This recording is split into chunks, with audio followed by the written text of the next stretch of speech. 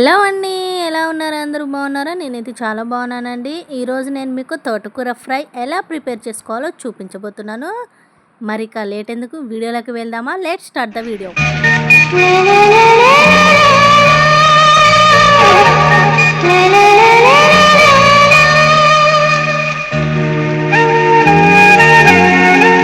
ముందుగా stove on చేసుకొని కడాయి పెట్టుకోవాలి. ఇప్పుడు దాంట్లోకి 4 to 5 టేబుల్ స్పూన్స్ ఆయిల్ వేసుకోవాలండి. తోటకూర ఫ్రై కదా, ఆయిల్ కొంచెం ఎక్కువగానే పడుతుంది.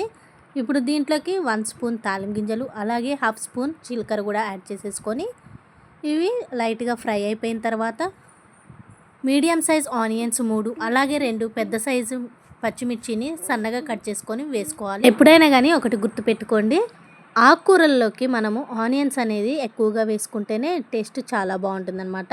ఇప్పుడు ఈ ఆనియన్స్ పచ్చిమిర్చి లైట్గా గోల్డెన్ కలర్లోకి చేంజ్ అయిపోయిన తర్వాత 1/2 స్పూన్ పసుపు, అలాగే లైట్గా దంచుకున్న 4-5 వెల్లుల్లి రెబ్బలు వేసుకోవాలి. ఒక 2 మినిట్స్ కలుపుకొని కొంచెము శుభ్రంగా కడుక్కున్న కరివేపాకు కూడా వేసేసుకొని 2 మినిట్స్ ఫ్రై చేసేసుకోవాలి కలుపుకొని. ఇప్పుడు దీంట్లోకి మనము శుభ్రంగా వాష్ చేసుకొని కట్ చేసి తీసుకున్న తోటకూరని వేసేసుకోవాలన్నమాట. వేసుకొని ఒక 2 మినిట్స్ అలాగే కలుపుకొని మొత్తం కలిసే విధంగా ఆయిల్ ఆనియన్స్ అంతా ఈ తోటకూరకి కలిసే విధంగా కలుపుకొని మూత పెట్టేసుకొని మధ్య మధ్యలో కలుపుకుంటూ ఉడికించుకోవాలి. ఈ విధంగా ఫ్రై అయిపోయిన తర్వాత దీంట్లోకి మనం టేస్ట్కి సరిపడా సాల్ట్, అలాగే కారం కూడా యాడ్ చేసేసుకొని ఒకసారి అంతా బాగా కలుపుకొని మూత పెట్టేసుకొని ఒక 5 to 10 మినిట్స్ మీడియం ఫ్లేమ్లోని మధ్య మధ్యలో కలుపుతూ ఉడికించుకోవాలండి.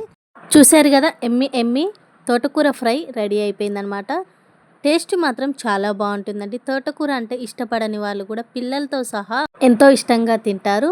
అంత ఎమ్మీగా ఉంటుందన్నమాట. చాలా అంటే చాలా బాగుంటుందండి టేస్ట్ విషయానికి వస్తే. మరి మీరు కూడా మీ ఇంట్లోనే తప్పకుండా ట్రై చేసి ఎలా ఉందో కామెంట్ సెక్షన్లో కామెంట్ చేయడం మర్చిపోకండి. నా ఛానల్ని ఎవరైనా కొత్తగా చూస్తున్నట్లయితే దయచేసి సబ్స్క్రైబ్ చేసుకోండి. Thank you for watching.